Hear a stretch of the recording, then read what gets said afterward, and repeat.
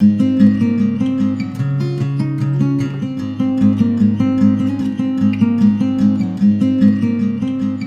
tarde a todos e a todas. Eu sou o professor Sérgio Valadão Ferraz, eu sou doutor em Direito Penal pela Universidade Federal do Paraná e procurador da República em Curitiba. Atuo no núcleo chamado Núcleo de Combate à Corrupção, né, com crimes ligados à administração pública, crimes do colarinho branco e também à responsabilidade de improbidade administrativa correlata, né? E esse artigo que eu vou comentar é um artigo que eu escrevi junto com o professor Paulo Busato, da Universidade Federal do Paraná, né, que é membro do MP do Estado do Paraná também. E o título do artigo é O Especial Fim de Agir Geral e a Exclusão do Crime de Hermenêutica na Nova Lei de Abuso de Autoridade. Bom, qual que é a nossa ideia, né? Durante a tramitação do processo legislativo da lei que resultou na lei de abuso, de crimes de abuso de autoridade, qual que é a nossa ideia? Né? Discutir nesse artigo dois tópicos, dois parágrafos da nova lei, que são o parágrafo 1º e o parágrafo 2º do artigo 1º. Né? O parágrafo 1º trata daquilo que alguns chamam de um especial fim de agir, e o parágrafo 2º trata de uma proibição do crime de hermenêutica. Né? Esses dois dispositivos foram inseridos na lei, no projeto de lei, no momento já quando estava se finalizando o processo legislativo. E foi fruto de uma pressão, inclusive de associações de juízes, membros do MP, de entidades dos órgãos de persecução penal, para tentar trazer uma segurança jurídica diante de uma lei, um projeto de lei eivado de inconstitucionalidades de dispositivos incriminadores vagos, né, que ferem o princípio da legalidade sob seu aspecto da lei certa. Né? Então, esses dois dispositivos foram colocados como uma boia de salvação, como aquilo que iria permitir uma aplicação da lei com segurança. O nosso objetivo nesse artigo foi discutir os dois parágrafos, né, qual é o seu conteúdo, qual é a sua melhor hermenêutica, e, a partir daí, verificar se eles trazem ou não essa pretendida segurança. Né? Evidentemente, aqui eu só vou poder fazer um breve resumo, quase que dar uma notícia do que a gente estudou, né? Não temos tempo para falar de todo o artigo, mas podemos ir direto ao ponto para falar desses dois dispositivos. Né? Então, o primeiro deles fala do que seria, supostamente, um especial fim de agir. Né? O parágrafo 1º coloca aqui: as condutas descritas nessa lei constituem crime de abuso de autoridade quando praticadas pelo agente com a finalidade específica de prejudicar outrem, beneficiar a si mesmo ou terceiro, ou ainda por mero capricho ou satisfação pessoal. Né? Curiosamente, é um especial fim de agir geral, que não é vinculado a nenhum tipo penal, mas é colocado logo no artigo 1º, né, em relação a um caput que não tem nenhuma especificidade, né, ele é um caput geral, e seria, então, relativo a todos os tipos penais da lei. Né? Bom, fora críticas que você pode fazer a essa escolha, né, vamos direto ao seu conteúdo. Primeiro, a questão de se dizer que exige-se do agente a finalidade específica, né? E aí enumera 5 finalidades específicas, ou supostamente finalidades. Primeiro, essa questão de ser específica, evidentemente, não exclui que o agente tenha concomitantemente, em paralelo, outras finalidades. Né? Então, não é uma defesa daquele que é imputado dizer que, além dessa finalidade, ele teria outras finalidades. Né? Específica está no sentido não de exclusiva, né? Não é a finalidade exclusiva. Né? Então, essa palavra específica é como se ela não existisse no texto. Né? Poderíamos imaginar que ela não existisse, não teria mudança alguma. Bom, e aí vemos as finalidades. As finalidades são prejudicar outrem, prejudicar um terceiro, né? Beneficiar-se a si mesmo ou a terceiro, ou por mero capricho, ou finalidade, ou satisfação pessoal. Essas últimas 4 finalidades elas constituem elementos realmente de caráter subjetivo, adicionais aos elementos típicos que são presentes em cada um dos tipos penais incriminadores da lei, né?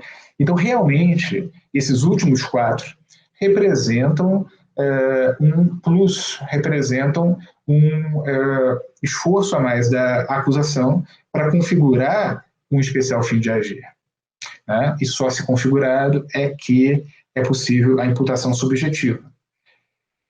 O problema é que a primeira partícula, o primeiro elemento é prejudicar outrem.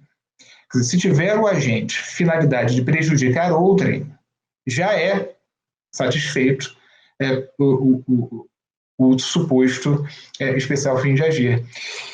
Ora, todos os tipos penais da lei têm intrinsecamente uma finalidade de prejudicar alguém, né? Nós estamos falando de lei de abuso de autoridade, né? Não vou nem falar de crimes em geral, enfim, o crime sempre tem uma lesão, mas aqui nós temos crimes específicos de abuso de autoridade. Todos os tipos penais têm entre os seus elementos ações e circunstâncias que implicam prejuízo, né? Então, encarceramento, restrição de liberdade, privação de direitos, invasão da privacidade, né? Constrição patrimonial. Então, os agentes, seja o juiz, o membro do Ministério Público, o policial, enfim, estão, ao fazer a conduta, sabendo que estão prejudicando alguém.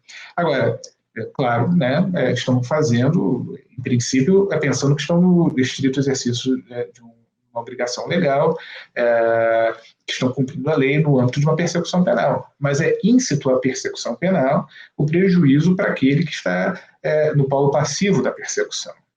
Isso significa que essa finalidade de prejudicar outrem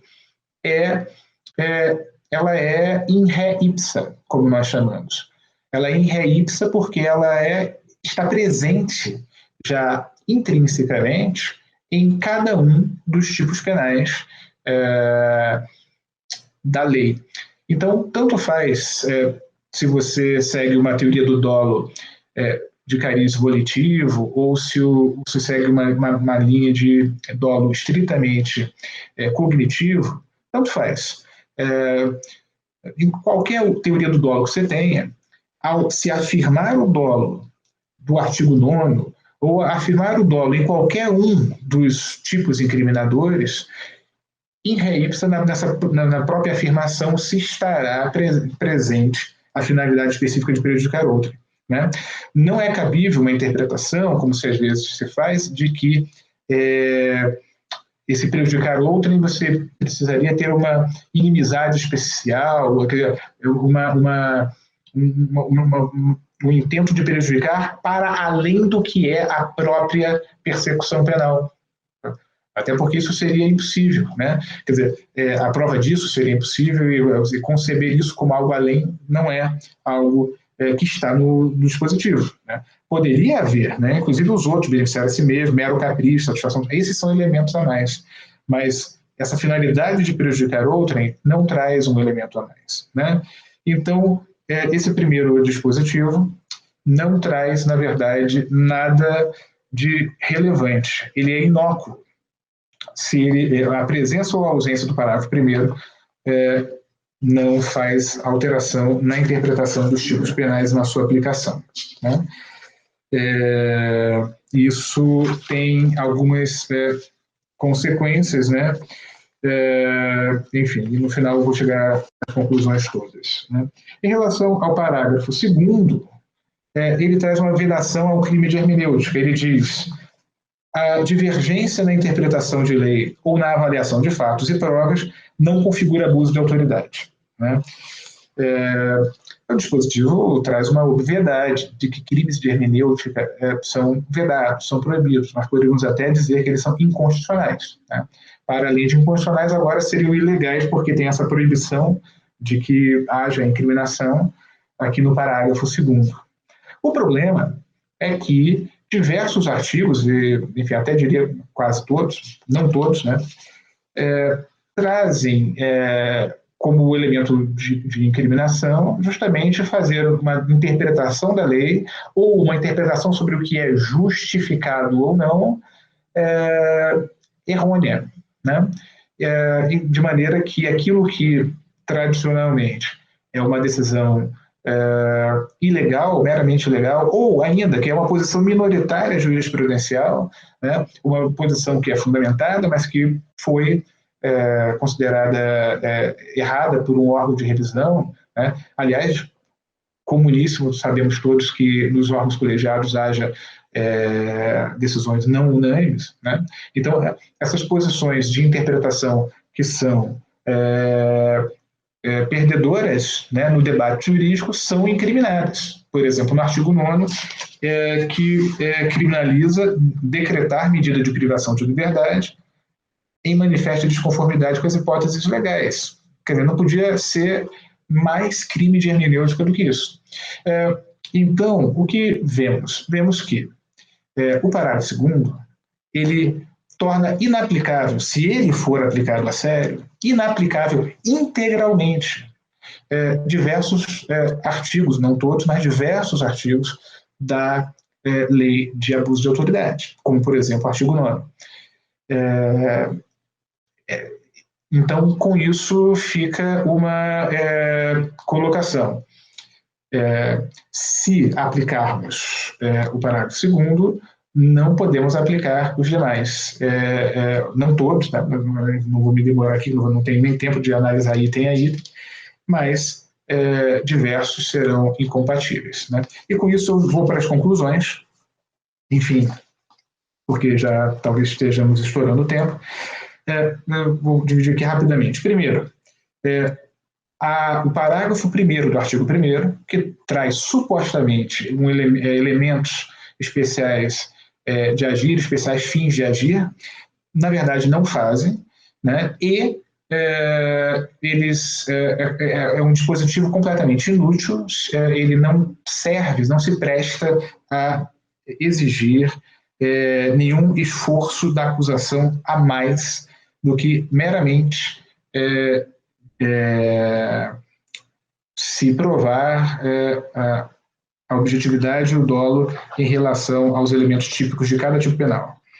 Logo, não pode ser invocado esse parágrafo 1º do artigo 1º para se afastar as eventuais inconstitucionalidades que são encontradas nos dispositivos. A gente não consegue salvar os tipos incriminadores inconstitucionais dizendo que o parágrafo 1º do artigo 1º traz uma segurança jurídica. Ele não traz, não adiciona nada. Então, os artigos, com a sua imprecisão, com a sua vaguidez, eles são inconstitucionais e não são salvos, não são aproveitáveis à luz desse parágrafo 1º. E, finalmente, se não forem declarados inconstitucionais os tipos penais, que são vários, que são quase todos, a acusação não precisa demonstrar a presença de qualquer elemento subjetivo especial do tipo. Basta que prove os elementos dos próprios tipos penais incriminadores.